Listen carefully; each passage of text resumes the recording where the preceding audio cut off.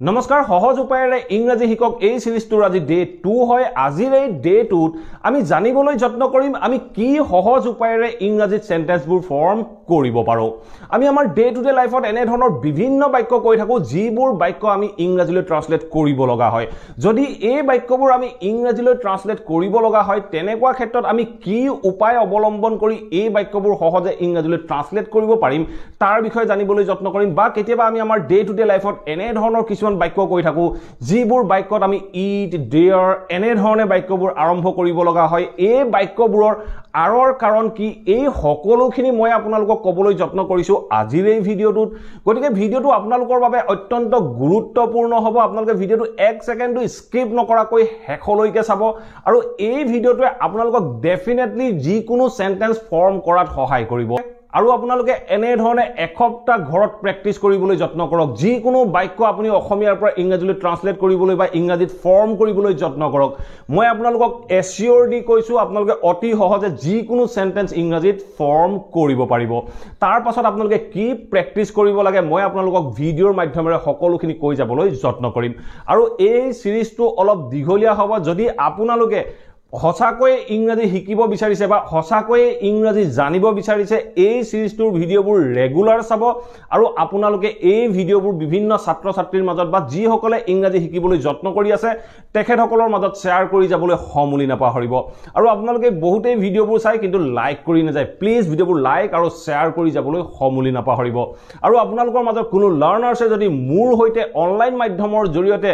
practice বা ইংৰাজী শিকিব বিচাৰে তেতিয়াহলে ডেসক্ৰিপচন বক্স আৰু স্ক্ৰিনত ওলাই থকা নাম্বাৰটোত আপোনালোকে মোৰ লগত যোগাযোগ কৰিব পাৰে সো আহক এটা ভিডিঅটো আৰম্ভ কৰো আমি আমাৰ ডে টু ডে লাইফত এনে ধৰণৰ বিভিন্ন বাক্য কৈ থাকো যিবোৰ বাক্য আমি কেতিয়াবা ইংৰাজীলৈ ট্ৰান্সলেট কৰিব লগা হয় হে বাক্যবোৰ যদি আমি ইংৰাজীলৈ ট্ৰান্সলেট কৰিব লগা হয় আমি কেনেদৰে বাক্যটো অসমীয়াৰ পৰা ইংৰাজীলৈ ট্ৰান্সলেট কৰিম তাৰ বিষয়ে নাজানো বা আমি কেতিয়াবা কি হয় এই বাক্যটো যদি ডাইৰেক্টলি ইংৰাজীটো ক'ব লগা হয় তেনেকুৱা ক্ষেত্ৰত আমি সেন্টেন্সটো কেনেদৰে কম বা কোনটো বাক্যটোৰ আৰম্ভণিত আৰম্ভ কৰিম বা কোনটো বাক্যটোৰ মাজত আৰম্ভ কৰিম তাৰ বিষয়ে নজনাৰ কাৰণে আমি বাক্যবোৰ অসমীয়াৰ পৰা ইংৰাজীলৈ ট্ৰান্সলেট কৰিবও নোৱাৰা হৈ পৰো আৰু বাক্যটো আমি ডাইৰেক্টলি ইংৰাজীটো ফৰ্ম কৰিব নোৱাৰো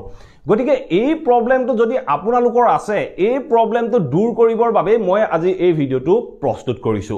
সো আপোনালোকক মই কেইটামান মেথড দিও এই মেথড কেইটা যদি ফলো কৰে ডেফিনেটলি আপোনালোকে অতি সহজে বাক্যটো অসমীয়াৰ পৰা ইংৰাজীলৈ ট্ৰান্সলেট কৰিবও পাৰিব আপুনি যদি ৰেগুলাৰ এনে ধৰণে এসপ্তাহ 10 দিন প্ৰেক্টিস কৰে আপুনি ডাইৰেক্টলি সেন্টেন্সটো ইংৰাজীতে ফৰ্ম কৰিব পাৰিব এই সকলোখিনি কেৱল মাত্ৰ আপোনালোকৰ প্ৰেক্টিসৰ ওপৰত ডিপেন্ড কৰিব আপোনালোকে যিমান প্ৰেক্টিস কৰিব হিমান আপোনালোকৰ বাবে এই কনসেপ্টবোৰ সহজ হৈ আহিব যদি আপুনি ভিডিঅটো চাই ইমানতে সামৰি থৈ দিয়ে তেতিয়া আপুনি কনসেপ্টটো বুজিব পাৰিব কিন্তু 2-4 দিনৰ পাছত আপুনি এই কনসেপ্টটো লাহে লাহে পাহৰি যাব গতিকে মই আপোনালোকক কেইটামান মেথড দিও বা কেইটামান ট্ৰিক দিও যি কেইটা ট্ৰিকৰ সহায়ত আপোনালোকে অতি সহজে যিকোনো এটা বাক্য অসমীয়াৰ পৰা ইংৰাজীলৈ ট্ৰান্সলেট কৰিব পাৰিব আৰু প্ৰেক্টিস কৰিলে হে বাক্যটো ডাইৰেক্টলি ইংৰাজীতে ফৰ্ম কৰিব পাৰিব আৰু মই এইখিনিত এইটো কথা নকওঁ যে প্ৰত্যেকটো সেন্টেন্সতে এই ট্ৰিকটো ফলো হ'ব এনে নহয় কিছুমান সেন্টেন্সত এই ট্ৰিকবোৰ ফলো নহয় গতিকে আপোনালোকে যদি মোৰ এই সিৰিজটো ৰেগুলাৰ চাই গৈ থাকে ডেফিনেটলি আপোনালোকে যিকোনো সেন্টেন্স অতি সহজে ফৰ্ম কৰিব পাৰিব আৰু যিকোনো বাক্য অতি সহজে ইংৰাজীত ক'ব পাৰিব সো আমি কেনেদৰে প্ৰেক্টিস কৰা উচিত 2-4টা এক্সাম্পলৰ মাধ্যমেৰে ইয়াক বুজিবলৈ যত্ন কৰো আহক মই যদি এটা বাক্য কওঁ যে তাই গছজোপাৰ তলত বহি আছিল তাই গছজোপাৰ তলত বহি আছিল এই বাক্যটো চাওক বাক্যটো যিয়ে হওক তাৰ লগত আমাৰ কোনো কথা নাই বাক্যটোত আপুনি প্ৰথম ৰিকগনাইজ কৰিবলৈ যত্ন কৰিব লাগে বাক্যটো কোনটো টেন্সত আছে তাই গছজোপাৰ তলত বহি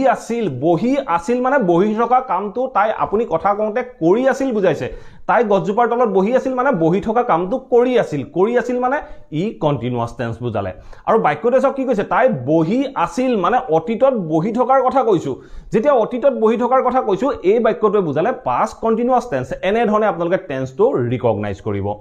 এতিয়া লাগে আমাক সেন্টেন্সটো আমি কেনেদৰে ফৰ্ম কৰিম প্ৰথম আপুনি চাব বাক্যটোত কোনে বুলি প্ৰশ্ন কৰিব কোন বা কোনে এই গছজোপাৰ তলত বহি আছিল এনে ধৰণে প্ৰশ্ন কৰিব কোনে বা কোন এই গছজোপাৰ তলত বহি আছিল বুলি কওঁতে কোনে তাই বুলি ওলালে সো প্ৰথমতে আমি প্ৰথম প্ৰশ্নটো কৰিব লাগিব আমি কোনে বুলি তাৰ পিছত এই কোনেটোৱে কি কৰি আছিল হেইটো লাগিব আমাক কি কৰি আছিল বহি আছিল এই তাৰ পাছত আমি এই বহি থকা যেটো নেক্সট কোৱেশ্চন কৰিলো কি কৰি আছিল সেই কৰি আছিলটোৰ বিষয়ে বাক্যটোত উল্লেখ কৰিব লাগিব তাৰ পিছত যদি বাক্যটোত কি বা কাক বুলি আপুনি প্ৰশ্ন কৰে কি বা কাক বুলি প্ৰশ্ন কৰাৰ পাছত যেটো উত্তৰ ওলাব তাৰ বিষয়ে আমি বাক্যটোত উল্লেখ কৰিব লাগিব আৰু কি বা কাক বুলি প্ৰশ্ন কৰিলে যদি উত্তৰটো নুলায় বাক্যটোৰ পিছৰ অংশটো যি আছে সেই অংশটো আপুনি বাক্যটোত এপ্লাই কৰি দিলে আপোনাৰ বাক্যটো কাৰেক্ট হৈ পৰিব সো প্ৰথম প্ৰশ্নটো হল কোনে আৰু সেই কোনেটোৱে কি কৰে বা কি কৰিছিল বা কি কৰি আছিল এই এনে ধৰণে প্ৰশ্ন কৰিব লাগিব তাৰ পাছত আমি কি বা কাক বুলি প্ৰশ্ন কৰিম কি বা কাক বুলি প্ৰশ্ন কৰিলে যদি উত্তৰ ওলায় সেই উত্তৰটো আমি বাক্যটোত এপ্লাই কৰিম যদি উত্তৰ নুলায় তাক তেনেদৰে আমি ৰাখি দিব লাগে সো বাক্যটোৱে সব কি কৈছে তাই গছজোপাৰ তলত বহি আছিল এই বাক্যটো আমি অসমীয়াৰ পৰা যদি ইংৰাজীলৈ ট্ৰান্সলেট কৰিব যাওঁ তাই বহি আছিল কোন বহি আছিল তাইটো আমি বাক্যটোৰ আৰম্ভণিত ব্যৱহাৰ কৰিব লাগিব আমি প্ৰথম প্ৰশ্নটো কৰিছো কি কোন বহি আছিল তাই বহি আছিল সি এতিয়া সক বাক্যটো কোন টেন্সত আমি অলৰেডি গম পালো তাই বহি আছিল পাস্ট কন্টিনিউয়াস টেন্স আমি বুজি পাই আহিলো তেতিয়া আমি সিৰ লগত ওয়াজ ইউজ কৰিম সি ওয়াজ তাৰ পিছত সক বহি আছিল কন্টিনিউয়াসত আপোনালোকে নিশ্চয় জানে ভাৰ্বৰ লগত সদায় আইএনজি ব্যৱহাৰ হয় ভাৰ্বৰ কন্টিনিউয়াস ফৰ্ম ব্যৱহাৰ হয় তেতিয়া আমি কি কৰিম তাই কি কৰি আছিল বহি থকাটো ইংৰাজীত কয় সিট তেতিয়া আমি ক'ব লাগিব সি ওয়াজ সিটিং কোনে তাই কি কৰি আছিল বহি আছিল ওয়াজ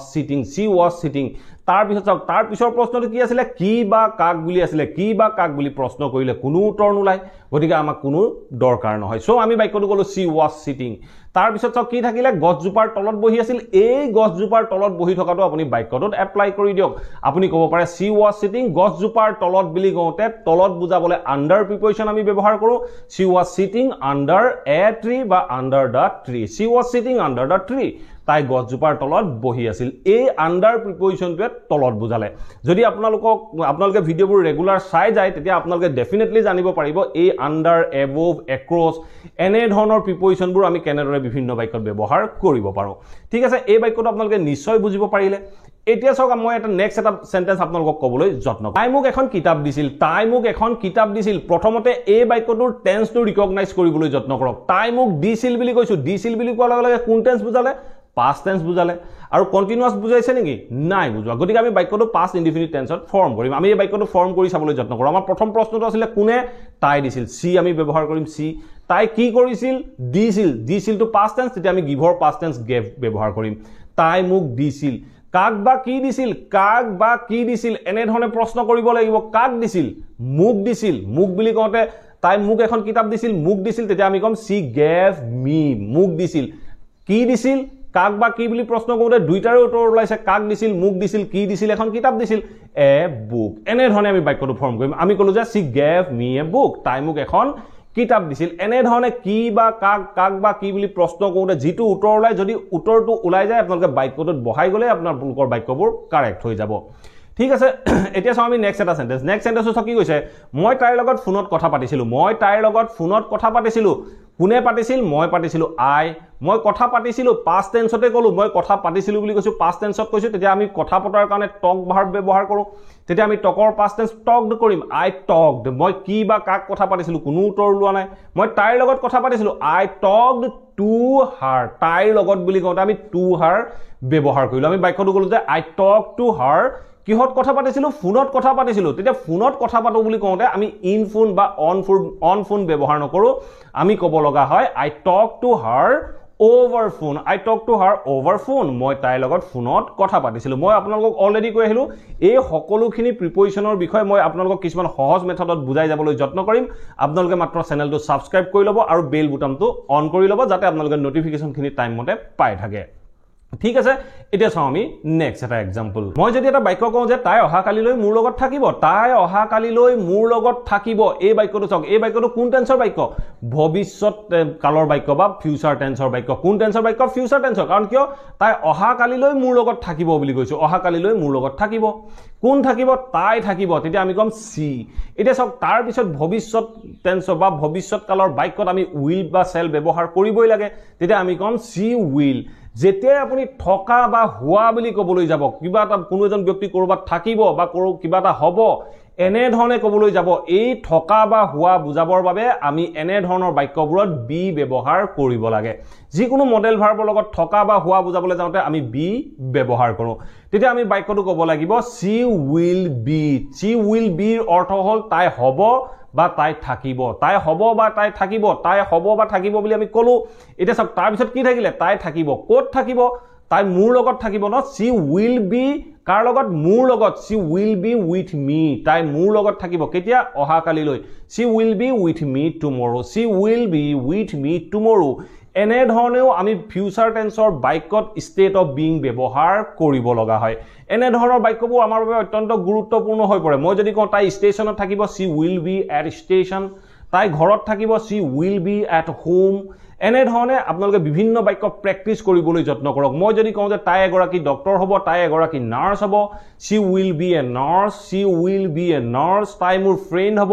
she will be my friend এনে ধৰণে যেতিয়া থকা বা হোৱা বুলি ক'বলৈ যাম তেনেকুৱা ক্ষেত্ৰত আমি shall বা willৰ পিছত be ব্যৱহাৰ কৰিব লগা হয় এতিয়া চাও আমি এনে কিছুমান বাক্য যিবোৰ বাক্য আমি আমাৰ ডে টু ডে লাইফত প্ৰত্যেক মুহূৰ্ততে ব্যৱহাৰ কৰি থাকিব লগা হয় আমি আমাৰ ডে টু ডে লাইফত এনে ধৰণৰ কিছুমান বাক্য কওঁ যে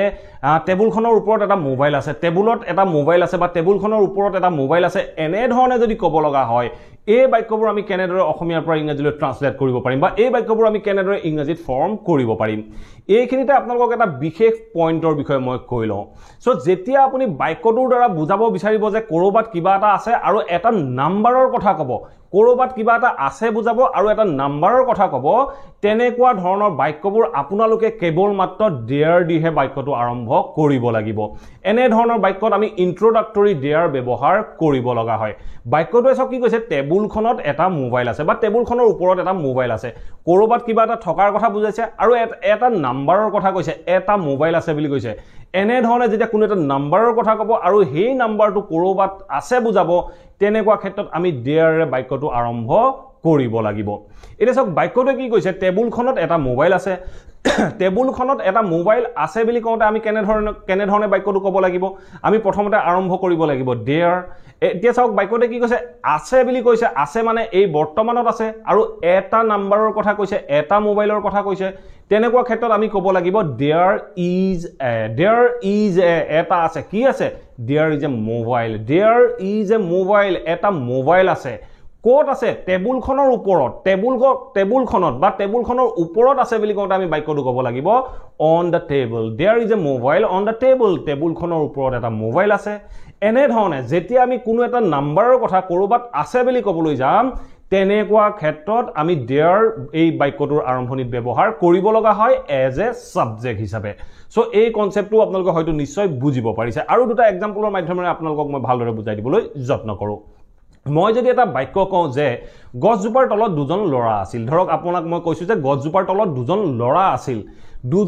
আছিল বুলি কৈছো এটা নাম্বাৰৰ কথা কৈছো ন দুই এটা নাম্বাৰৰ কথা কৈছো দুজন ল'ৰা আছিল এটা নাম্বাৰৰ কথা কলো আৰু বাক্যটোৰ দ্বাৰা মই কি বুজাইছো কৰবাত ল'ৰা দুজন আছিল তো বুজাইছে ন কৰবাত কিবা এটা আছিল এনে ধৰণে বুজাইছে ল'ৰা দুজন আছিল কৰবাত সো যেতিয়া এনে ধৰণে কৰবাত থকাটো বুজাব তেনেকুৱা ক্ষেত্ৰত আমি দেয়াৰে আৰম্ভ কৰিব লাগিব মই বাক্যটো কি কলো গছজোপাৰ তলত দুজন ল'ৰা আছিল বুলি কৈছো পাষ্টত কৈছো আৰু যিটো নাম্বাৰ হয় মই প্ৰথমতে এটা মোবাইল বুলি কৈছিলো বৰ্তমানত আছে বুলি কওঁতে আমি দেয়াৰ ইজ ব্যৱহাৰ কৰিলো এটা বাক্যটো পাষ্টত কৈছে দুটা নাম্বাৰৰ কথা কৈছে যেতিয়া দুটা নাম্বাৰৰ কথা ক'ব তেতিয়া আমি যিটো বি ভাৰ্ব হ'ব দেয়াৰৰ পিছত যিটো বি ভাৰ্ব হ'ব সেই নাম্বাৰ দুটাৰ ওপৰত ডিপেন্ড কৰি বা যিটো নাম্বাৰ হয় সেই নাম্বাৰটোৰ ওপৰত ডিপেন্ড কৰি আমি টেন্স অনুসৰি বি ভাৰ্বটো ব্যৱহাৰ কৰিব লাগিব সো মই বাক্যটো কি কলো গছজোপাৰ তলত দুজন ল'ৰা আছিল দেয়াৰ দুজন ল'ৰা বুলি কোৱাৰ লগে লগে আমি ব্যৱহাৰ কৰিব লাগিব পাষ্ট টেন্সত হোৱাৰ বাবে ওৱেৰ সো আমি বাক্যটো ক'ব লাগিব দেয়াৰ ওৱেৰ তাত আছিল কি আছিল দুজন ল'ৰা আছিল তেতিয়া আমি ক'ব লাগিব দেয়াৰ ওৱেৰ টু বয়জ দুজন ল'ৰা আছিল কোট আছিল গছজোপাৰ তলত বুলি কওঁতে মই আপোনালোকক অলৰেডি কৈ আহিলো আন্ডাৰ প্ৰিপজিশন ব্যৱহাৰ হ'ব তেতিয়া আমি বাক্যটো ক'ব লাগিব there were two boys under the tree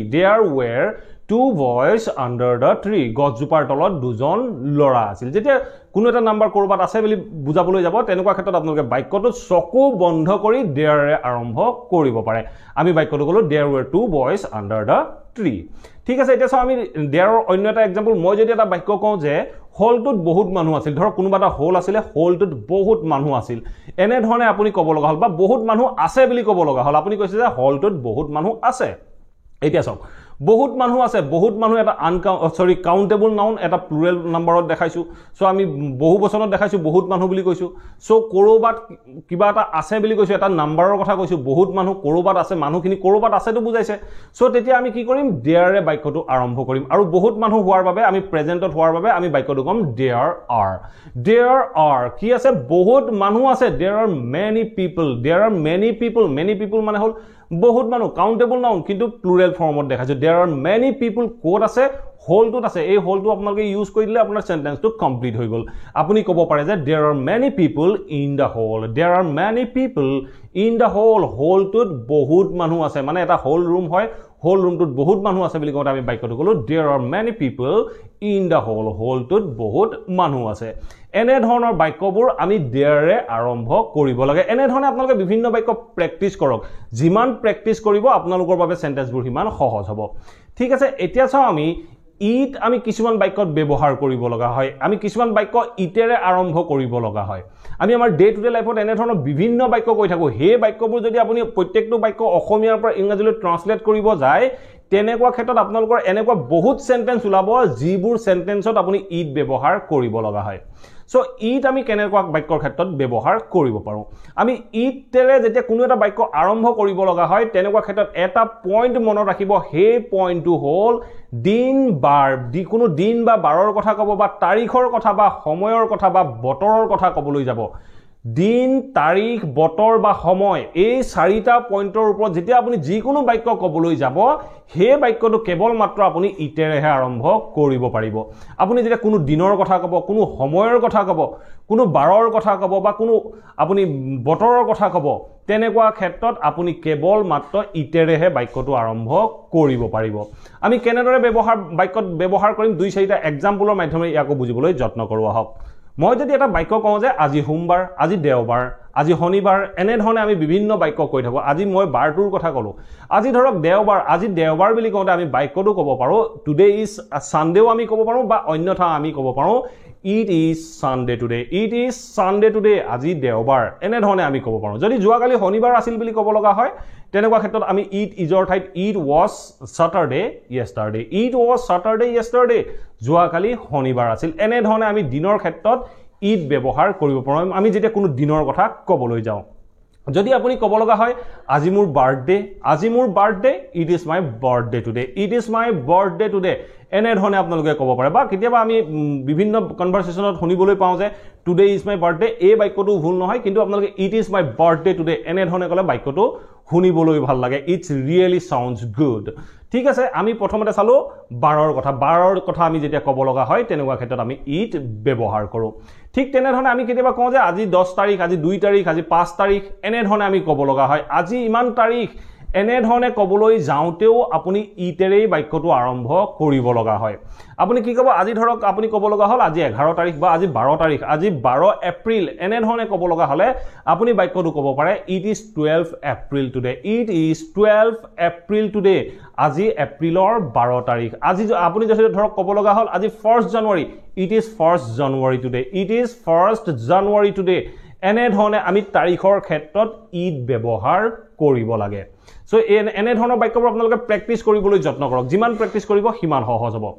ঠিক আছে এতিয়া চাও আমি বতৰৰ ক্ষেত্ৰত আমি কেনেদৰে it ব্যৱহাৰ কৰিব পাৰো আপোনালোকে ডেফিনেটলি এটা বাক্য নিশ্চয় শুনি আহিছে যে it has been raining since morning এই বাক্যটোত আমি it কিয় ব্যৱহাৰ কৰিলো আমি আপোনালোকে ক্লাস 6 7 8 9 ৰ পৰা এই সেন্টেন্সটো পঢ়িবলৈ পাই আহিছে সো বাক্যতে কৈছে it has been raining since morning আজি ৰাতিপুৱাৰ পৰা বৰষুণ দি আছে এই বৰষুণ দিয়াটো এটা বতৰৰ কথা কৈছো যেতিয়া আমি কোন ক্লাইমেট ওয়েদাৰৰ কথা ক'বলৈ যাম তেনেকুৱা ক্ষেত্ৰত আমি it ব্যৱহাৰ কৰিব লাগে বাক্যটোৰ আৰম্ভণিতে it ইউজ কৰিব লগা হয় সো আমি বাক্যটো ক'লো যে it has been raining since morning আজি ৰাতিপুৱাৰ পৰা বৰষুণ দি আছে বা আপুনি যদি কয় এটা বৰষুণ দি আছে it is raining now এনে ধৰণে আমি যেতিয়া বতৰৰ কথা ক'ব লগা হয় তেনেকুৱা ক্ষেত্ৰতো আমি it ব্যৱহাৰ কৰিব লাগে ঠিক আছে এতিয়া চাও আমি সময়ৰ ক্ষেত্ৰত it খুব ব্যৱহাৰ কৰি থাকিব লগা হয় যিকোনো সময়ৰ কথা ক'বলৈ যাওক আপুনি it ব্যৱহাৰ কৰিব লাগিব সো ধৰক আপোনাক মই সুধিলো এতিয়া কেইটা বাজিলে আপুনি কৈছে যে 2 বাজিছে it's 2 pm বা it's 2 o'clock it is 2 o'clock বা it's 2 pm এতিয়া 2 বাজিছে এনেকুৱা ক্ষেত্ৰত আমি it ব্যৱহাৰ কৰো আৰু আমি এনে ধৰণৰ কিছুমান সময়ৰ কথা কওঁ যিবোৰ সময়ত আমি বাক্যটো ক'বলৈ যাওঁতে বাক্যটো সদায় ইটেৰে আৰম্ভ কৰিব লগা হয় আমি কেনেদৰে ক'ব পাৰোঁ মই যদি এটা বাক্য কওঁ যে তাত গৈ পাবলৈ 10 মিনিট সময় লাগে তাত গৈ পাবলৈ 10 মিনিট সময় লাগে সময় লয় ধৰক মই আপোনাক সুধিলো যে আপোনাৰ অফিচ গৈ পাবলৈ কিমান সময় লাগে আপুনি কৈছে যে মোক তাত গৈ পাবলৈ 10 মিনিট সময় লাগে এই আপুনি যেটো বাক্য ক'লে তাত গৈ পাবলৈ 10 মিনিট সময় লাগে আপুনি এটা সময়ৰ কথা ক'লে ন এই সময়টো উদ্দেশ্য কৰি আপুনি বাক্যটো কমপ্লিট কৰিলে যেতিয়া এনে ধৰণে সময়ক উদ্দেশ্য কৰি বাক্যটো কমপ্লিট কৰিব তেনেকুৱা ক্ষেত্ৰত আপুনি ইটেৰে বাক্যটো আৰম্ভ কৰিব লাগিব আপুনি বাক্যটো কি ক'লে 10 মিনিট সময় লাগে ইট লাগে বুলি কওঁতে আপুনি ক'ব লাগিব it takes কিমান সময় it takes 10 minutes কি কৰিবলৈ মোক গৈ পাবলৈ to reach there it takes 10 minutes to reach there তাত গৈ পাবলৈ মোক 10 মিনিট সময় লাগে বা it takes me আপুনি ব্যৱহাৰ কৰিব পাৰে it takes me 10 minutes to reach there তাত গৈ পাবলৈ মোক 10 মিনিট সময় লাগে এনে ধৰণে যেতিয়া সময়ৰ কথা ক'ব তেতিয়া আপুনি বাক্যটো ইটেৰে আৰম্ভ কৰিব লাগিব গতিকে আমাৰ বহুতৰ মাজত সন্দেহ থাকে যে মনত এটা ডাউট থাকে যে আমি it কোড ব্যৱহাৰ কৰিম there কোড ব্যৱহাৰ কৰিম বাক্যবোৰ কেনেদৰে অসমীয়াৰ পৰা ইংৰাজীলৈ ট্ৰান্সলেট কৰিম এই কনসেপ্টটো বা এই যেটো আপোনালোকৰ মনত সন্দেহ আছে বা যেটো আপোনালোকে ট্ৰান্সলেট কৰিব নোৱাৰা অৱস্থা আছে এই অৱস্থাটো দূৰ কৰিবৰ বাবে এই ভিডিওটো মই প্ৰস্তুত কৰিছো ভিডিওটো অলপ দীঘলীয়া হ'ব পাৰে আপোনালোকে অকমান ধৈৰ্য ধৰি বাকি ভিডিও কোনো চাই কমপ্লিট কৰিবলৈ যত্ন কৰক ঠিক তেনে ধৰণে মই যদি অন্য এটা বাক্য কওঁ যে এই ৰুমটো সাফ কৰিবলৈ 15 মিনিট সময় লাগিব এই ৰুমটো সাফ কৰিবলৈ 15 মিনিট সময় লাগিব বুলি কৈছো মই লাগে বুলি কোৱা নাই ভৱিষ্যতত কৈছো যেতিয়া লাগিব বুলি কম তেনেকুৱা ক্ষেত্ৰত মই কি কৰিম মই ভৱিষ্যতত বাক্যটো ফৰ্ম কৰিম 15 মিনিট সময় লাগিব মই সময়ৰ কথা উল্লেখ কৰিছো তেতিয়া মই বাক্যটো আৰম্ভ কৰিব লাগিব it will ইটেৰে আৰম্ভ কৰিব লাগিব it will সময় লাগিব লাগে বুলি কোৱাৰ লগে লগে আমি টেক ব্যৱহাৰ কৰো তেতিয়া আমি ক'ব লাগিব it will take সময় লাগিব কিমান সময় লাগিব it will take কিমান সময় লাগিব 15 মিনিট সময় লাগিব it will take 15 মিনিট কি কৰিবলৈ এই ৰুমটো সাফ কৰিবলৈ বুলি কওঁতে আপুনি ক'ব লাগিব to clean the room it will take 15 minutes to clean the room to সাফ কৰিবলৈ 15 মিনিট সময় লাগিব এনে ধৰণে আমি বাক্যখিনি ক'ব লাগিব আমি ভৱিষ্যতত হলে ভৱিষ্যতত কম যদি পাষ্টত হয় পাষ্টত কম মই যদি সময় লাগিছিল বুলি কওঁ তেতিয়া মই it to ক'ব লাগিব সো আমি টেক টু বিভিন্ন টেন্সলৈ চেঞ্জ কৰি থাকিলে আমাৰ বাক্যবোৰৰ টেন্সও পৰিৱৰ্তন হৈ থাকিব ঠিক আছে এতিয়া আমি লাষ্ট এটা एग्जांपल মই যদি এটা লাষ্ট एग्जांपल কওঁ যে তোমাৰ মোবাইলটো মেৰামতি কৰিবলৈ বা ৰিপেয়াৰ কৰিবলৈ সময় লাগিব মই বাক্যটোত কিমান সময় লাগিব তাৰ বিষয়ে কোৱা নাই মই বাক্যটো কৈছো যে আপোনাৰ মোবাইলটো মেৰামতি কৰিবলৈ সময় লাগিব বা আপোনাৰ মোবাইলটো ভাল কৰিবলৈ সময় লাগিব বুলি কৈছো মই ভৱিষ্যতে লাগিব সময় লাগিব বুলি কৈছো মই কোনো নিৰ্দিষ্ট আধা ঘণ্টা লাগিব 20 মিনিট লাগিব 2 ঘণ্টা লাগিব তাৰ বিষয়ে মই উল্লেখ কৰা নাই তেনেকুৱা ক্ষেত্ৰত আপুনি সময়ৰ কথাই আপুনি উল্লেখ কৰিছে তেনেকুৱা ক্ষেত্ৰত আপুনি কি কৰক ইটেৰে বাক্যটো আৰম্ভ কৰক আপুনি কি ক'ব লাগিব ইট সময় লাগিব ভৱিষ্যতত কৈছো তেতিয়া মই ক'ব লাগিব it will take কি লাগিব সময় লাগিব কোনো নিৰ্দিষ্ট সময়ৰ কথা কোৱা নাই তেতিয়া আমি বাক্যটো ক'ব লাগিব it will take time সময় লাগিব কি কৰিবলৈ আপোনাৰ মোবাইলটো ৰিপেয়াৰ কৰিবলৈ তেনেকুৱা ক্ষেত্ৰত আমি কি কম it will take time to fix your mobile বা to repair your mobile এনে ধৰণে আমি ক'ব লাগিব মোবাইলটো ভাল কৰিবলৈ বুলি কওঁতে to fix বা to repair your mobile আপোনাৰ মোবাইলটো আমাৰ কমপ্লিট সেন্টেন্সটো হ'ল it will take time to repair বা to fix your mobile it will take time to fix your mobile আপোনাৰ মোবাইলটো মেৰামতি কৰিবলৈ বা ৰিপেয়াৰ কৰিবলৈ সময় লাগিব এনে ধৰণে আমি আমাৰ ডে টু ডে লাইফত বিভিন্ন বাক্য ব্যৱহাৰ কৰি থাকো এই বাক্যবোৰ আপোনালোকে অসমীয়াৰ পৰা ইংৰাজীলৈ ট্ৰান্সলেট কৰিব পাৰে গতিকে আজিৰ এই ভিডিওটোত মই আপোনালোকক ক'বলৈ যত্ন কৰিলো আমি কেনেদৰে বাক্যবোৰ অসমীয়াৰ পৰা ইংৰাজীলৈ ট্ৰান্সলেট কৰিব লাগে বা ইট বা দেয়াৰ যদি বাক্যটোত ইউজ কৰিব লগাও হয় তেনেকুৱা ক্ষেত্ৰত কেনেদৰে আমি অতি সহজে বাক্যবোৰত ইট আৰু দেয়াৰ ব্যৱহাৰ কৰিব পাৰো আশা কৰো এই ভিডিওটো আপোনালোকে নিশ্চয় ভাল পালে যদি ভাল পালে প্লিজ ভিডিওটো লাইক কৰক আৰু সকলোৰে মাজত ভিডিওটো শেয়াৰ কৰি যাবলৈ সমলি নাপাহৰিব আৰু যদি আপোনালোকৰ কিবা টপিক বা কিবা কোৱেশ্চন আছে তেতিয়া মোক আপোনালোকে কমেন্ট বক্সত জনাব পাৰে আৰু আপোনালোকে ভিডিওটোৰ চাই কেনে পাইছে তাৰ বিষয়ে মোক মতামত কৰি জনাবলৈ সমলি নাপাহৰিব আপোনালোকৰ মতামতে মোক ভিডিও বনোৱাত যথেষ্ট এনকাৰেজ কৰে so please let me no in the comment box বিলো